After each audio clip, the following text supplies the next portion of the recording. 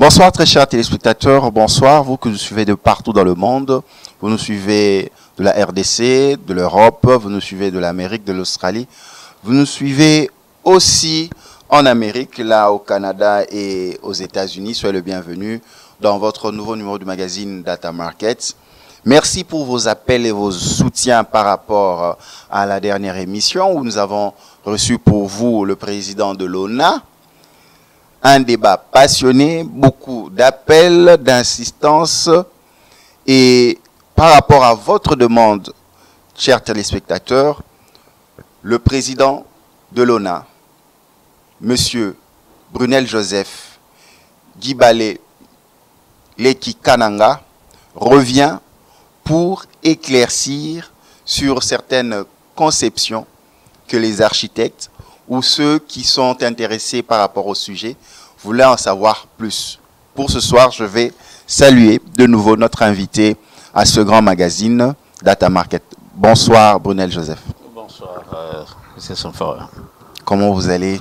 Ça va bien, hein? Ça va. Nous sommes toujours heureux d'être en votre compagnie. Merci. Vous avez un problème de base. Les architectes, vous avez parlé de la création de l'ONA. Et la grande question qui revenait, quelle est la structure qui dirige l'ONA, tenant compte que la grande assemblée générale n'a pas eu lieu? Par exemple, ils doivent s'inscrire par rapport au tableau des architectes. D'ici fin février, c'est la fin de l'inscription. Et voilà les grandes questions qui revenaient.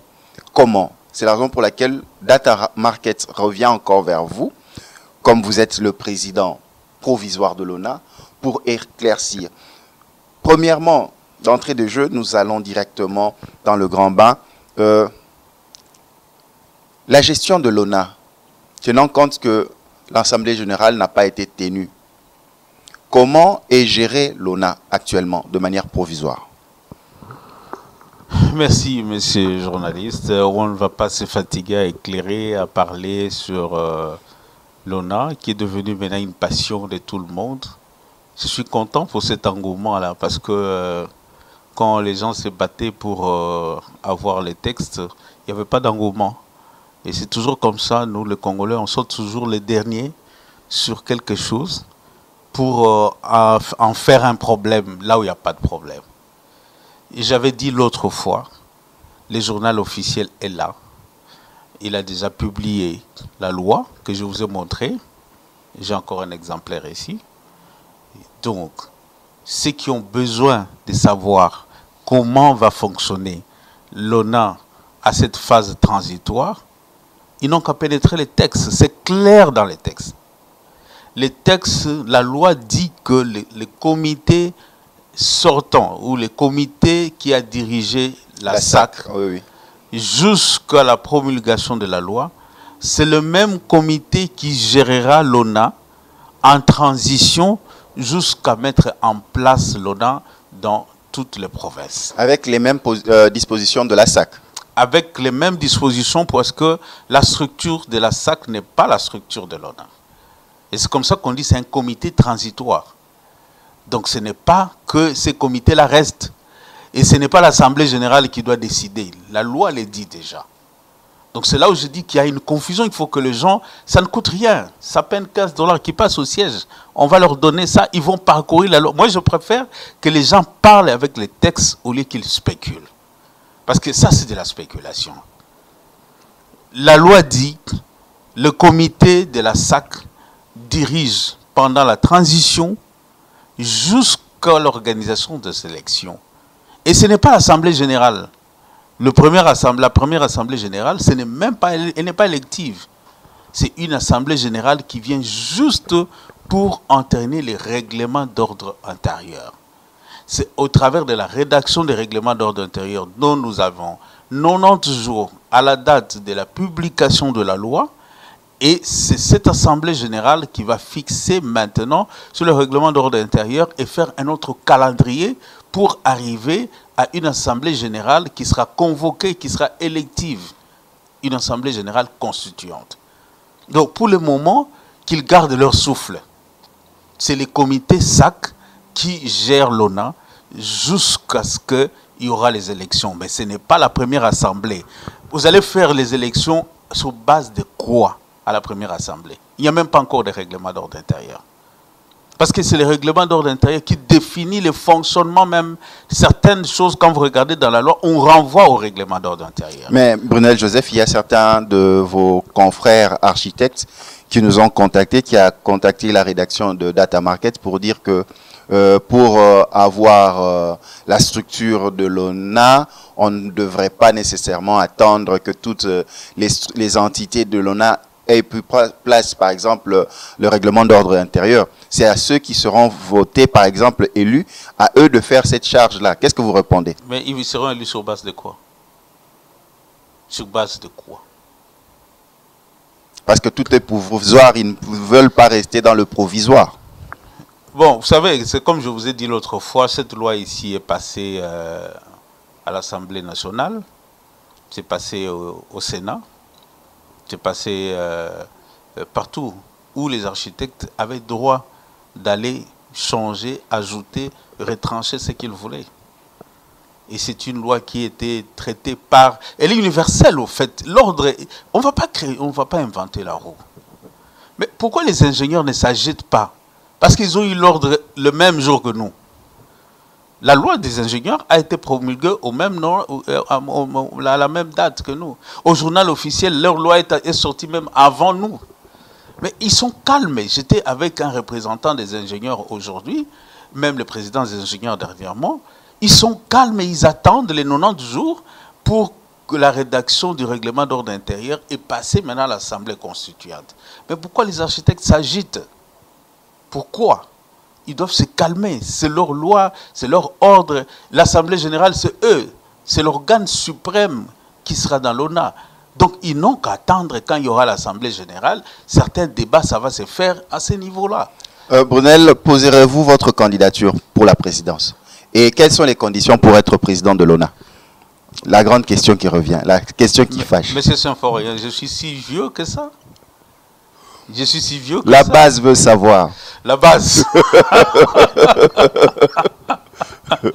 Je vais mettre la boîte aux lettres devant mon bureau pour consulter la base, pour qu'ils me disent que je La base veut savoir, est-ce que vous serez candidat ou pas? Et quelles sont les conditions pour être candidat? Est-ce que tous les architectes peuvent être candidats? Je veux consulter ma base, s'il faut être candidat ou pas. Je veux consulter ma base aussi. Les conditions, ils sont là. Les conditions, justement, c'est comme ça que je dis, il faut le règlement d'ordre intérieur, parce que ce n'est pas dans la loi qu'on met les conditions pour devenir... C'est vrai que dans la structure passée, dans la SAC, ce n'était pas facile les conditions pour le remplir. Il fallait avoir l'approbation de 10 signatures de 10 architectes de différentes promotions. Il fallait être parrainé par au moins 3 ex-présidents. Il faudrait avoir, comment on appelle, les casiers judiciaires blancs. Il fallait remplir certaines conditions. Il fallait avoir l'acte d'engagement notarié et de la disponibilité, parce que c'est du volontariat. Il n'y a pas un salaire pour ce qu'on est en train de faire. C'est du volontariat. Il fallait avoir un minimum de 15 ans d'expérience dans la profession. Entre 10 et 15 ans, ça dépend. C'est long que l'Assemblée elle-même, elle va décider cette fois-ci. Donc il y a des conditions. On ne devient pas président, tu te réveilles aujourd'hui, tu termines en 2017, tu veux devenir président de l'ONA. Non. Et il faudrait avoir un minimum d'expérience, il faudrait avoir un minimum, remplir certaines conditions que les règlements d'ordre intérieur va définir. Et c'est en ce moment-là qu'on pourra leur dire, bon écoutez, voici les conditions pour devenir président. Celui qui veut devenir président, s'il y aura 30 candidats, il y aura 50 candidats. Ne voyez-vous pas par cette condition, par cette condition si lourde, vous souhaitez écarter d'autres architectes? Qu'est-ce que vous répondez à ça? Les architectes, la corporation des architectes, c'est d'abord, je dirais l'architecture, c'est un métier noble. C'est un métier noble et les architectes sont des nobles. Ce sont des nobles. Ils ne peuvent pas être dirigés par n'importe qui. Je crois qu'il y a des conditions à remplir. Si aujourd'hui, pour devenir bourgmestre d'une commune, il y a des conditions, pour devenir député, il y a des conditions.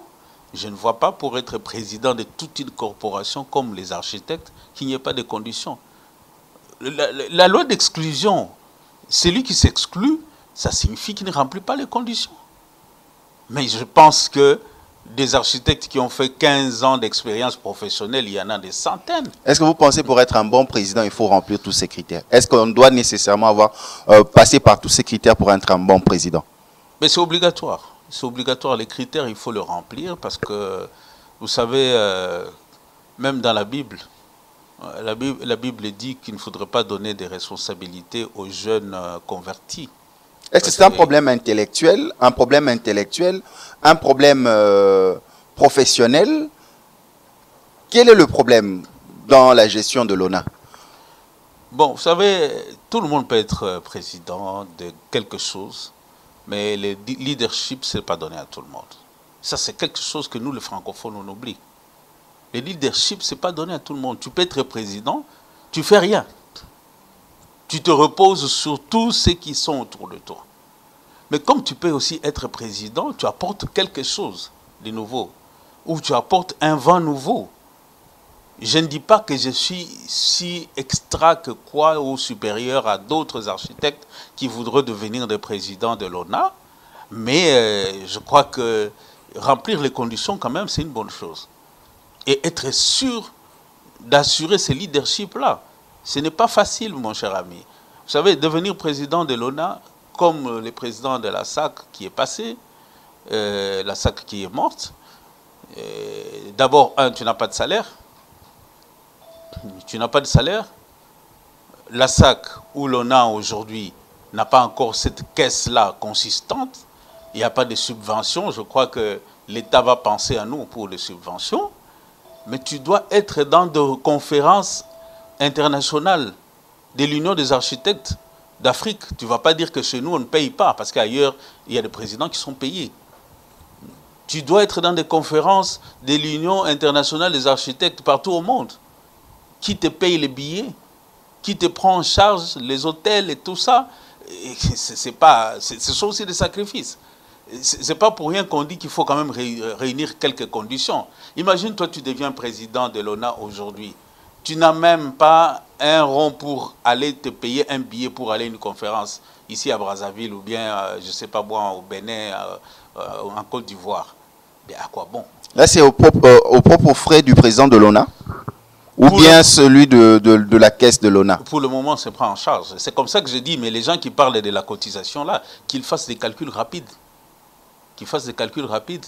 Si aujourd'hui nous avons 500 architectes inscrits, nous avons 500 architectes inscrits, la cotisation annuelle, elle est de $200. Je dirais même 150, les 50 pour l'administration et tout ça. Si vous calculez, ça vous fait quoi? Quel montant? Par rapport au budget que nous avons projeté le budget 2019, nous sommes déjà au-delà de $300 000.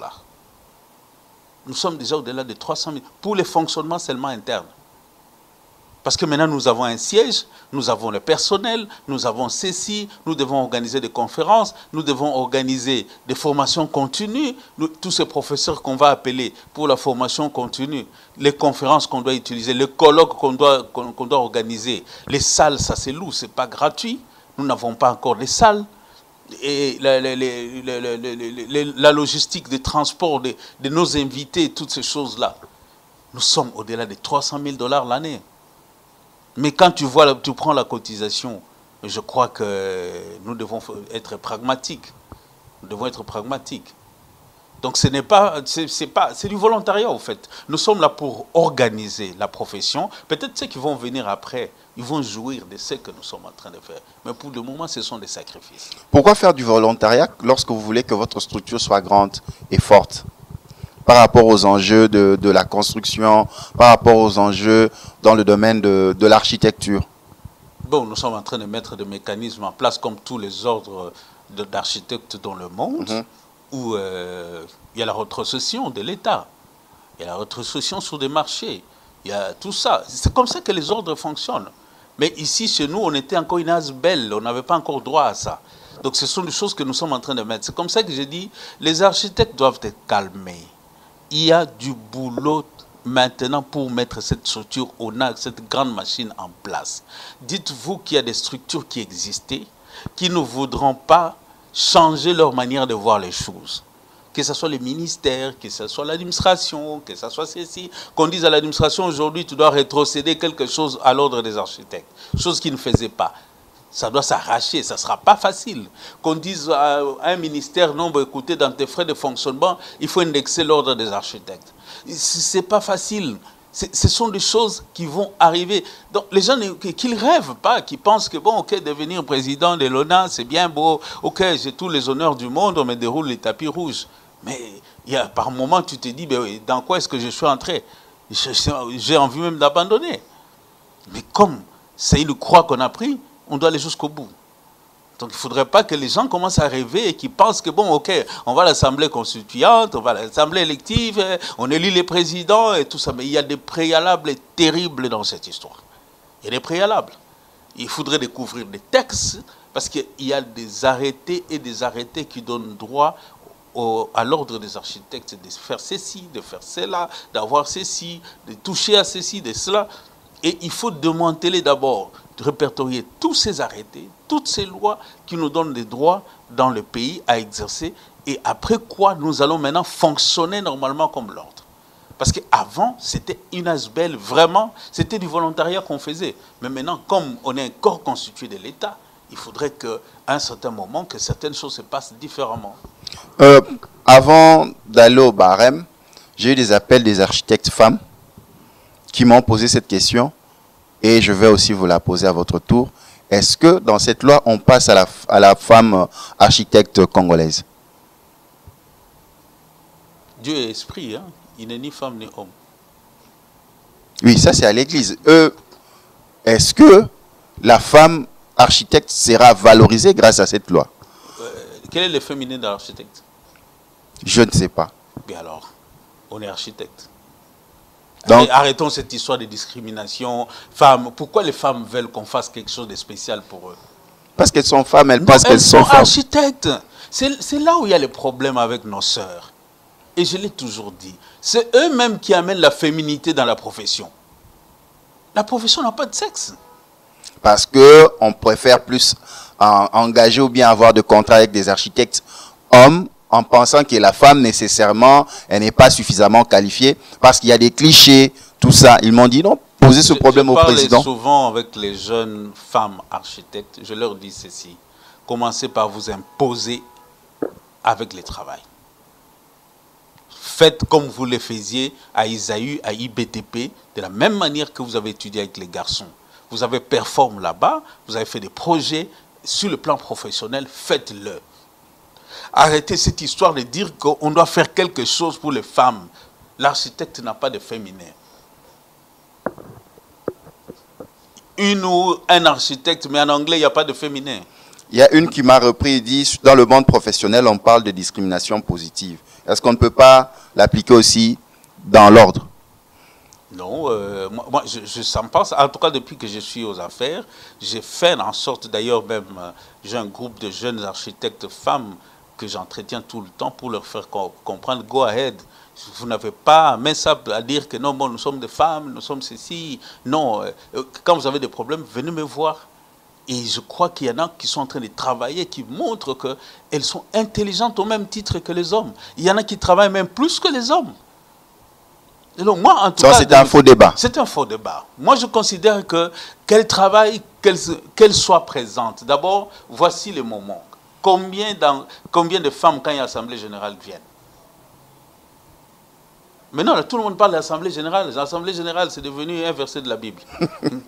mais combien viennent à l'Assemblée générale? Mais c'est Saint-Forêt, je vais vous inviter à l'Assemblée générale. Je vais sortir les palmarès des architectes. On n'a jamais atteint 50% à l'Assemblée générale. 50%, nous sommes à presque 1500. On n'a jamais organisé une assemblée générale de 700 architectes. Ça n'existe pas. Les architectes, ils ont toujours leur marché, ils ont leurs clients. À ce moment-là, les clients m'ont appelé, c'est à ce moment-là que je devrais venir à l'assemblée. Ils ont toujours des raisons. Mais pour parler, mon Dieu, Dieu nous a donné un don. Surtout que nous défendons, comme je dis toujours, je fais rire les amis avocats, on se taquine. Je dis, nous sommes des défenseurs de quelqu'un qui ne parle pas. Nous sommes plus que vous. Parce que je défends quelque chose de mieux pour le faire accepter aux gens. Mais vous, au moins, la personne que vous défendez peut vous souffler, non, maître, attention, ce que vous êtes en train de dire, c'est pas ça, moi j'ai fait ça. Mais moi, la maison, elle est muette. Mais je la défends, je la fais accepter à tout le monde. Donc je suis un meilleur avocat plus que... Donc c'est à la femme d'aller chercher sa part dans ce domaine de l'architecture. La femme doit venir dans les assemblées générales. Les femmes viennent. Il y a les sièges. Je vois l'engouement d'inscription terrible aujourd'hui. J'étais au siège aujourd'hui. J'ai vu que depuis qu'on a fait l'émission jusqu'à aujourd'hui, il y a déjà une cinquantaine d'architectes qui se sont inscrits. Mais quand je regarde la balance, les femmes, il n'y a pas. Sur les cinquantaines, je crois qu'il y a deux femmes seulement. Mais après, on va dire qu'il y a discrimination. Mais quand je passe à la télé, c'est tout le monde qui suit. La même femme qui t'a posé la question, pose-lui la question, elle s'est déjà inscrite. Elle est déjà venue, ne fût-ce que visiter où se trouvent les sièges de la corporation. Si elle ne veut pas, parce que là, nous sommes dans la concession ITEX Africa, au bloc 9C, c'est là où se trouve, d'ailleurs même, c'est là où il y a l'ACR, il y a beaucoup des institutions internationales qui sont là-bas, ici dans la concession ITEX Africa. L'adresse est là, bloc 19C. D'ailleurs, à la porte déjà, vous demandez où se trouvent les sièges des bureaux des architectes. Tout de suite, on va vous conduire. Si elle trouve que là-bas c'est compliqué, elle vient chez nous ici. Nous sommes sous la grande avenue, tout le monde connaît. Donc, elle aura tout ce qu'elle veut comme information. Je pense que ça, c'est un faux débat. C'est un faux débat. Brunel Joseph, nous revenons maintenant par rapport au barème.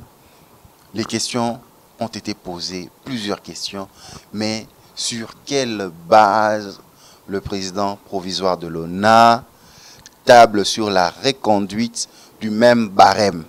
Parce que il y a une contradiction dans la loi.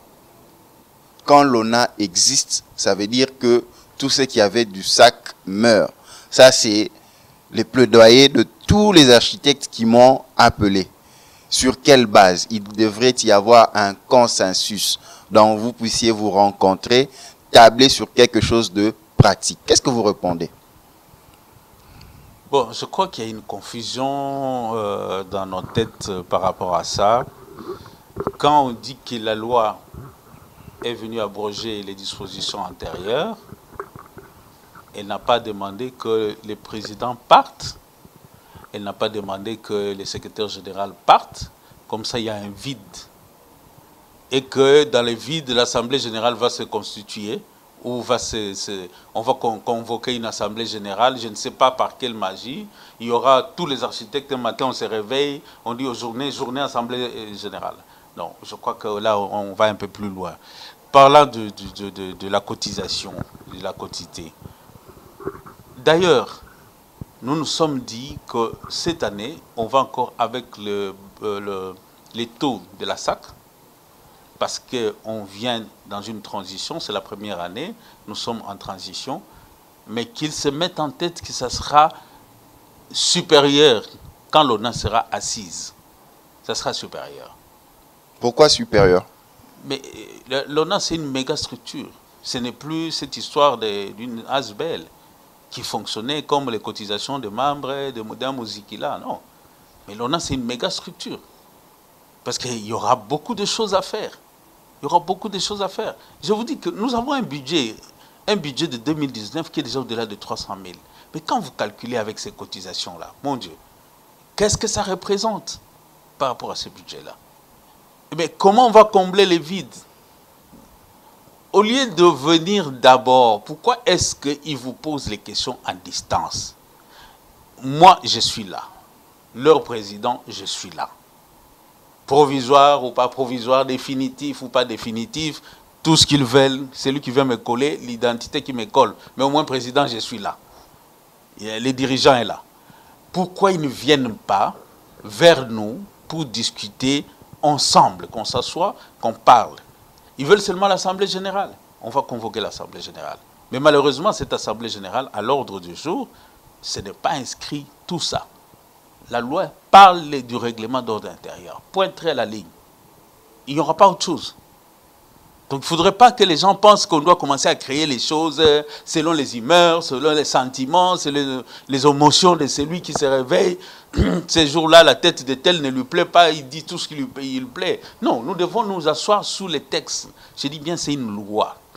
J'étais dans une réunion, pendant que les architectes dorment, ils n'ont même pas cette loi ici. J'étais dans une réunion aujourd'hui de la NAPI, tout le monde avait cette loi. Tout le monde, en commençant par les DG que je félicite. Il avait cette loi, les DG de la NAPI. Tout ce qui avait là-bas, les gens de l'assurance, la régie des eaux, les gens de la SNEL, les gens de CECI, tout le monde avait la loi. Et quand on discutait, on sauf les architectes. Non, on ouvrait les articles. On ouvrait les articles. Il y a même des gens, quand on me pose une question, il répond à ma place parce qu'il a tellement pénétré la loi qu'il avait déjà les articles. Pendant qu'on était là, on était autour d'une table d'une vingtaine de personnes. Mais au lieu que les architectes achètent la loi, c'est combien de pages, mon Dieu? Je crois que la culture de lire les livres, il faut qu'on remette les romans, Tintin au pays de je ne sais pas quoi. Comme ça, les gens vont continuer à lire. Ça te fait à peine 24 pages. 24 pages, quelqu'un peut lire ça en 30 minutes. Il y a un des architectes qui m'a expliqué Symphorien, parce que je lui ai posé une question, est-ce que vous avez la loi? Il dit, Symphorien, sincèrement, je n'ai pas la loi, mais il y a un problème, cette loi nous lie, parce que l'État la reconnaît. Donc c'est pour ça que nous devons être plus regardants. Ça me fait plaisir d'entendre un architecte parler comme ça. Et c'est la raison pour laquelle il pose des questions. Il n'a pas la loi, mais la loi le lie. Comment il sait? Parce que c'est l'ordre, c'est obligatoire, il l'a vu, non, vous l'avez brandi à la télévision. Il faut pénétrer ce qu'il y a dedans. Tu risques de dire des choses qui ne sont pas vraies. Tu risques de dire... Il y a la mission de l'architecte dedans. Il y a les droits de l'architecte dedans. Il y a les devoirs de l'architecte dedans. Il y a les sanctions qui sont dedans. Il y a des dispositions transitoires. Il y a ce qu'on appelle l'exposé des motifs. Pourquoi cette loi ici? Qui est si claire. Et par exemple, pourquoi cette loi? Pour les architectes qui n'ont pas eu le temps de le lire. Non, mais les architectes, ils doivent lire. Pour ça, vraiment, si c'est pour les architectes, je ne répondrai pas à cette question-là. Si c'est pour les architectes, vraiment, je répondrai pas. Quel est le bénéfice de cette loi pour les architectes? Non, je ne répondrai pas à cette question. Pour les pousser à venir acheter. Donc, ils doivent venir acheter. Non, qu'ils viennent prendre... C'est clair. Que les architectes ne vous prêtent pas de mauvaises intentions. Bon, non, on ne va pas donner la facilité comme ça. Pour la population, je peux dire que les architectes ferment les oreilles.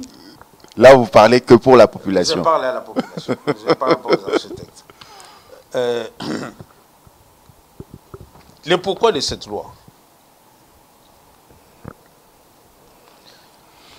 Le président Brunel Joseph est en train de présenter aux téléspectateurs et à la population l'importance de la loi. Ce cadre offre à la République démocratique du Congo, à travers l'institutionnalisation de l'Ordre national des architectes, les indications indispensables à la meilleure organisation des architectes tant congolais qu'étrangers exerçant en République démocratique du Congo. Cet ordre est le gage de la meilleure prise en charge des architectes dans l'exercice de leur profession en garantissant une meilleure qualité des travaux au bénéfice de la société. C'est simple. Une meilleure qualité de travaux au bénéfice de la société. D'abord, c'est pour protéger la société. C'est pour protéger la société, leur donner un travail de bonne qualité selon les règles de l'art. Et aussi pour protéger la profession des architectes contre les intrus. Protéger les nationaux contre ceux qui viennent sans réglementation fonctionner dans notre pays. Il faudrait que ces désordres-là s'arrêtent. La réunion où j'étais aujourd'hui, on parlait des permis de construire, les doing business. Mais quand on parle de doing business, c'est le climat des affaires. Le climat des affaires, c'est-à-dire qu'à un certain moment, il faudrait qu'on allège les conditions qui sont tellement lourdes dans certaines choses pour obtenir les permis de construire. Vous avez une dizaine de conditions à remplir. Brunel Joseph, entre parenthèses, vous allez revenir. Par exemple, tous les procès qui sont en cours par rapport à l'effondrement des immeubles mal construits, Par exemple, cette loi aussi peut servir pour sanctionner ceux qui ont fait un mauvais travail, ceux qui n'étaient pas architectes qui ont construit par rapport à cette loi. Si, si. C'est clair. C'est clair. Parce que quand tu vas un peu plus loin, on dit la présente loi apporte principalement les innovations suivantes. L'exclusivité de l'exercice de la profession par les professionnels du secteur. Donc ne peut exercer la profession d'architecte qu'un architecte. C'est l'exclusivité. C'est dans la loi. Donc si tu n'es pas architecte, tu as fait ça, tu es déjà condamnable. Ceux qui invitent un juge déjà prend ça, c'est fini. Tu es condamné. Donc ceux qui invitent les maçons, ainsi de suite, viens, construis-moi telle maison, donc c'est fini. Il faut arrêter ça. Il faut arrêter ça. Et c'est pour le bien même de ceux qui appellent leurs maçons là. On dit le renforcement parmi les innovations, le renforcement du régime des sanctions en intégrant le fait infractionnel. Donc ça va aider pour le sanctionner et les non-architectes et les architectes. La loi est claire là-dessus. L'intégration des instruments juridiques internationaux relatifs à l'exercice de la profession d'architecte ratifiée par la RDC. C'est clair. Ça vient renforcer le régime des sanctions. L'exclusivité, c'est clair. Tu n'es pas architecte, tu ne peux pas te permettre de faire la mission d'architecte. Non, il ne faut pas le faire. Donc c'est une loi qui est pour l'avantage des architectes et de la population. Pour l'avantage de la population d'abord. Les architectes viennent en deuxième position. Et tout ce qui se fait comme magouille dans des chantiers, au lieu de tenir compte de la norme, tenir compte des calculs de structure, mais parce qu'on veut se faire un peu d'argent à côté et que l'édifice n'est pas construit dans les normes. Donc la loi aussi intervient par rapport à cela. La loi intervient par rapport à ça, et c'est cela dont je te parlais tout à l'heure, le permis de construire. Ils doivent mettre en place, d'abord, quand tu viens, il y a des conditions à remplir pour avoir le permis de construire. Quand tu demandes le permis, par rapport à ce que tu as produit comme plan, les plans de structure, le calcul de structure, la note de calcul, les schémas unifilaires électriques, tout ça, pendant l'exécution, il doit y avoir une direction ou une inspection qui vient pour la conformité d'exécution, qui doit suivre ça. Le problème, c'est qu'ici, tout le monde construisait, il n'y avait personne qui faisait le suivi. Parce que c'est l'entente avec celui qui donne son argent et dit « Papa, naza nambongo ebelete, yo soa kakabo, yo moi mabanga ». Cette histoire doit s'arrêter. Ça doit s'arrêter. Si on veut que le pays se développe, ça c'est un facteur de développement terrible. C'est un facteur de... Vous savez, M. Sanfero, je l'ai toujours dit, hein, dans la construction d'un immeuble, je prends l'immeuble R+22, il y a combien de métiers ou de professions qui interviennent? Pour te montrer que l'industrie de construction, c'est pourquoi on dit quand l'industrie de construction va, quand la construction va, le pays va. J'ai besoin d'un juriste pour un immeuble. J'ai besoin d'un économiste pour un immeuble. J'ai besoin d'un sociologue pour un immeuble. J'ai besoin d'un médecin pour un immeuble. J'ai besoin de tant. Toutes ces professions-là, ils interviennent. Mais quand je suis à l'hôpital, le médecin pour consulter quelqu'un, il n'a pas besoin d'un architecte. L'avocat au barreau, au tribunal, il n'a pas besoin d'un architecte. Mais moi, quand j'ai construit, j'ai besoin d'un avocat. Parce qu'il y a l'aspect administratif et l'aspect juridique. Les contrats qui sont là et les sous-traitants, et ainsi de suite. Les économistes, j'en ai besoin. Parce qu'il me faut la comptabilité, il me faut la finance dedans. J'ai besoin d'un agronome. Parce que je dois faire les jardins. Mais un agronome, quand il fait ses champs, il n'a pas besoin d'un architecte. Donc pour te montrer un peu la grande responsabilité d'un architecte. C'est pourquoi on ne doit pas s'amuser avec la construction. Je l'ai dit, je le répéterai, je ne me fatiguerai jamais jusqu'à la fin de mes jours. Un architecte, le travail d'un architecte, on ne doit pas s'amuser avec ça. On ne doit pas s'amuser avec ça. Il faut laisser aux architectes leur travail de faire. J'ai dit, quand on venait à l'université, nous tous, on était qui à l'internat, qui a étudié à Boboto, qui a étudié à Saint-Théophile et tout ça. On a fait les choix des facultés. Saint-Fourier, vous avez préféré peut-être aller à IFASIC. Personne ne vous avait interdit d'aller à l'IBTP. À l'époque, ils ont eu aujourd'hui. Et quand vous arrivez même à l'IBTP, il y a des sections. Il y avait l'architecture, travaux publics, géomètre topographe. À l'époque, il y avait des hydrauliciens, il y avait tous les ingénieurs, CT et les conducteurs de travaux. Mais on choisissait librement. Vous avez choisi ce que vous avez choisi. Aujourd'hui, pourquoi est-ce que architecte, ça t'attire? Tu veux devenir architecte, pourquoi? Parce qu'il y a de l'argent. Vous savez, il y a des gens qui font l'argent avec les cartons de Makayabou ici. Moi, je connais quelqu'un qui a construit un immeuble en vendant seulement le Makayabou. Le problème avec les Congolais, c'est ça. On veut là où c'est facile. On ne veut pas tourner le mind pour comprendre que les champs ici, ça peut rendre millionnaire, ça peut rendre milliardaire, plus qu'un architecte. L'architecte, quel argent nous avons? Déjà, la population, les taux de vie, c'est quel taux? Combien de constructions? Cette année, pose-moi la question, combien de constructions que j'ai fait? Combien de constructions avez-vous fait? Vous voyez, si je prends la moyenne, aujourd'hui, un déficit de 30 000 habitations dans la ville de Kinshasa. Si vous prenez cette moyenne-là, divisée par année, parce que ça peut se faire peut-être dans 5 ans, 10 ans pour combler ces vides.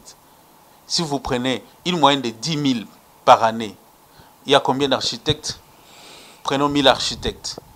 10 000 divisé par 1000, ça vous fait quoi? 100. Donc je devrais avoir un minimum de 100 projets. Je devrais avoir au moins un minimum de 100 projets. Mais pourquoi c'est attractif? Tout le monde veut être dans le secteur de la construction. Bon, parce que les gens, tu sais, pour construire, d'abord, il y a l'argent qu'on doit mettre devant la personne qui construit. Et les gens pensent que quand tu vois un devis de 100 000 $, c'est pour l'architecte. Attention. C'est comme ça, ces charlatans-là ne s'en sortent jamais. Parce qu'ils n'ont pas étudié ce que nous avons étudié, la gestion de projet. Je peux manipuler 100 000 $, mais je n'ai que 1 000 $ dedans. À moi. Alors, les gens, quand ils touchent 100 000, ils commencent d'abord par acheter des jeeps, ils se tapent une parcelle, et tout ça. Ils oublient que c'est l'argent d'autrui. Nous ne sommes que des simples gestionnaires. Et c'est ça ce que les gens oublient. C'est comme des gens qui travaillent à la banque. Les gens qui travaillent à la banque, ils manipulent des millions par jour. Mais ce n'est pas leur argent. Et c'est la même chose avec notre... Alors les gens se miroitent, ils pensent que bon, ok, architecte, je vais faire un devis de 50 000 $, on va me payer 50 000 $. On te paye 50 000 $, ce n'est pas à toi. Parce que les architectes sont toujours beaux, bien. Voici le bureau de Brunel Joseph. Vous voyez lui-même quand il est habillé, donc vous sentez, il y a l'éclat. C'est la raison pour laquelle que les gens vous envient. Il y a des architectes aussi qui donnent cours dans les lycées, dans les collèges. Ah là, ce sont des assistants. Mais ceux qui sont sur terrain... Non, architecte vraiment, avec qui on a étudié. Parce que je peux vous en compter 10, vous verrez que vraiment ils sont dans la lignée de Brunel Joseph. Hein. C'est une grâce. C'est une grâce. Hein. C'est une grâce. Ah, c'est la raison pour laquelle souffrez que les gens vous envient de venir dans votre... Il faut avoir la grâce aussi. Hein. Parce qu'il y a des confrères aussi qui... ce n'est pas facile. Hein. Et ne vous en faites pas. Ce que vous voyez, ce n'est pas seulement l'architecture. Ce n'est pas seulement l'architecture. On a un peu travaillé. On a un peu travaillé. Comme consultant, par-ci, par-là, à gauche, à droite. Parce que dans l'architecture, vous avez cette capacité d'entendre, même si ce n'est pas votre argent, 100 000 $, mais dans d'autres secteurs, pour les avoir, il faut faire des années. Hein. Même si vous êtes gestionnaire de ces 100 000 $. Mais ceux qui sont à la banque, qu'est-ce qu'ils diront? Mais ils n'ont pas 100 000. Mais les architectes aussi, n'ont pas 100 000. Quand on te donne ça, c'est pour rien que tu veux construire. Ok, ta villa c'est combien? Je te fais les devis, c'est 100 000 $. Mais ce n'est pas mon argent. Je parlais avec un monsieur qui me faisait rire, il dit, ah, moi, ndekona oti poto ozomona azobimisa 50 000 batongele moi elo moi muke tant ozoto toluki ka mutu na famille te. C'est un peu ça. C'est un peu ça. C'est la raison pour laquelle vous devez sensibiliser une stratégie communicationnelle pour faire comprendre à la population que la construction, c'est pour les initiés. Les gens voient que les édifices tels que les immeubles, les maisons, mais lorsqu'on parle de pont, lorsqu'on parle de route, cette loi aussi pense aux architectes.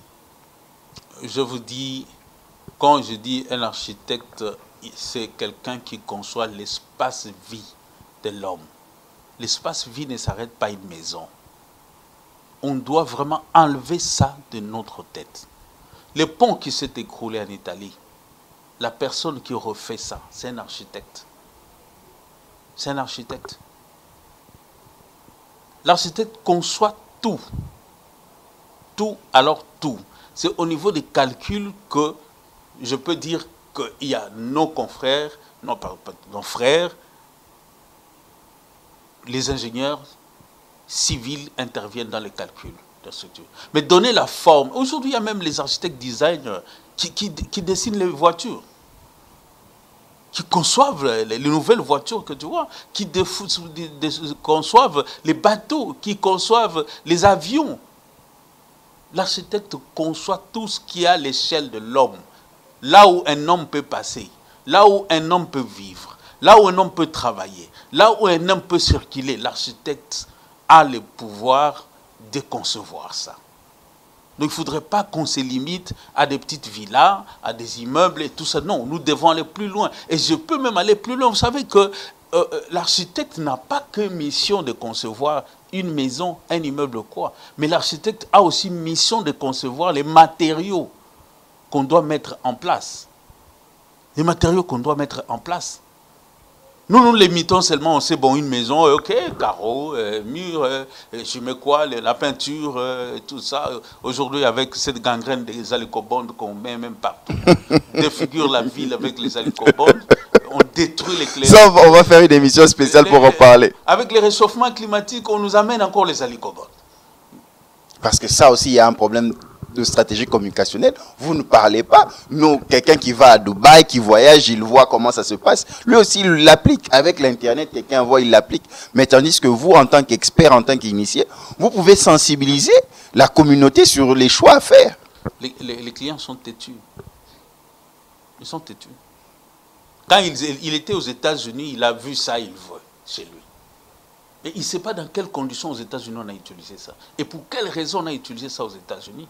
Quel est le climat, le microclimat qu'il y a aux États-Unis? Au Congo, vous savez, nous avons combien de microclimats?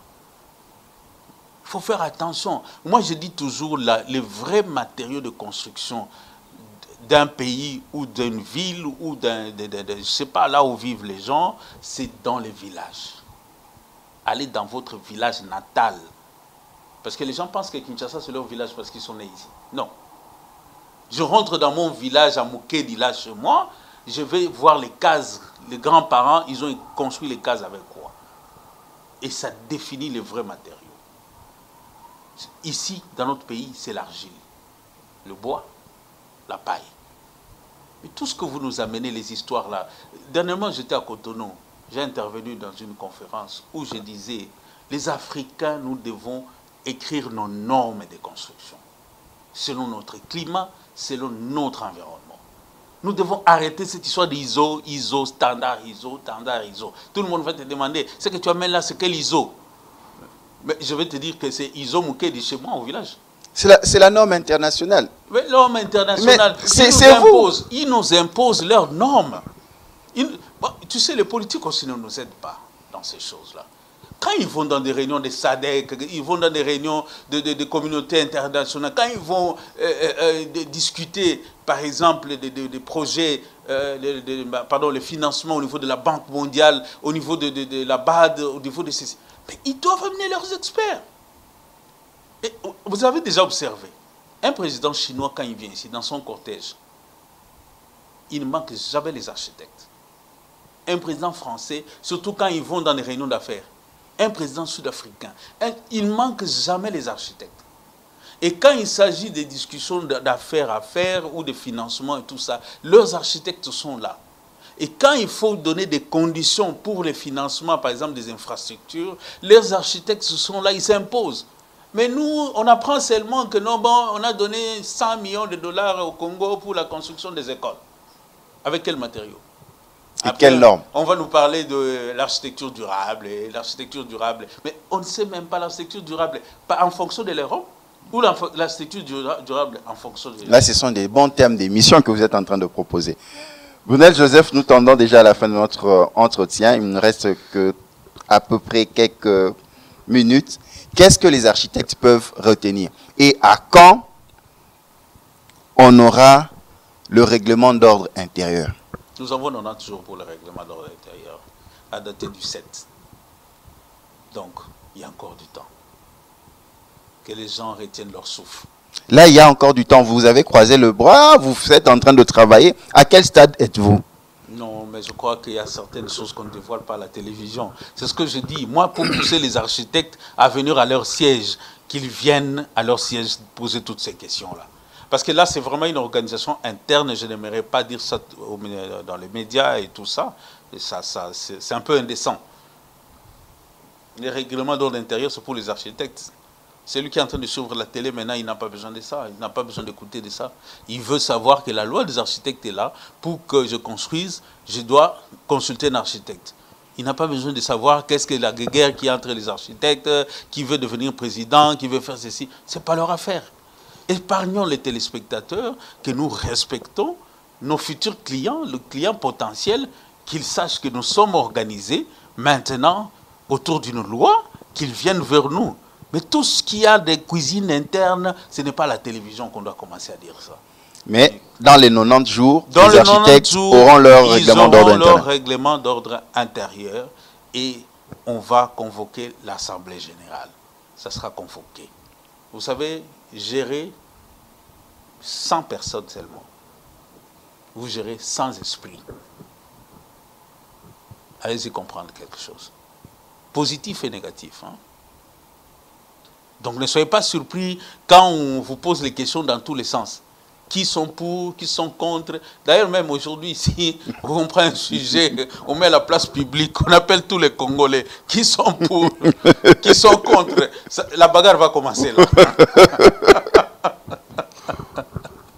La bagarre va commencer là. Donc, nous, on est habitués avec ça. Il ne faudrait pas que ça vous...